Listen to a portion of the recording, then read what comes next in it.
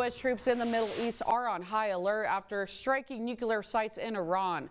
The move comes as Israel and Iran have been firing at each other for the last week. From our D.C. newsroom, Raquel Martin reports on the latest reaction to President Trump's decision to join Israel's attack. Today, the vice president denied the U.S. is entering a war with Iran, instead calling it a war on Iran's nuclear program. The historic move is rattling leaders here in Washington and across the globe who now fear a full-blown war in the Middle East could be on the horizon.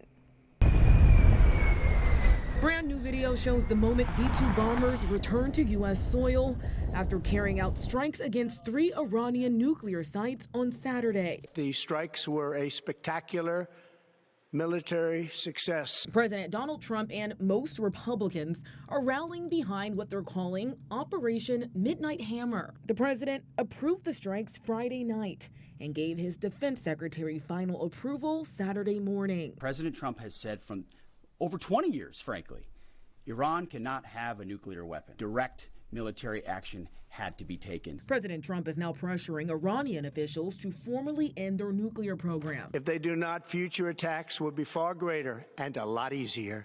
But Democrats say the strike should not have happened without approval from Congress. Congress should have been a full participant in this decision, and we were not at all. Senator Jack Reed, the top Democrat on the Senate Armed Services Committee, says the Trump administration risked a larger war. We have to be very, very careful that we don't, in fact, start a regional conflict.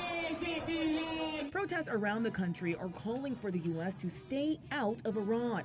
Iran insists their nuclear sites are nearly damaged and vowed to retaliate. It will show its dignity, strength, and greatness to the world. Former Biden Pentagon spokesperson Chris Marr says tens of thousands of U.S. troops in the Middle East are now in danger. We have a lot of assets. We have a lot of defensive capabilities, and we should fully expect that Iran will attack those assets.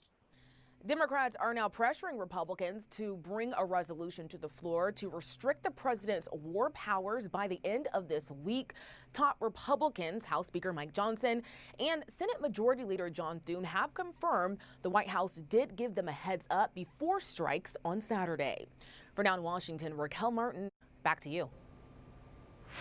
The Department of Homeland Security is warning of heightened threats in the U.S. after the airstrikes on Iran. The department says low-level cyber attacks against U.S. networks are likely and warns the threat of violence would likely increase if Iranian leaders issue a religious ruling calling for retaliatory attacks against targets in the U.S. The new bulletin also warned the possibility of more anti-Semitic attacks in this country.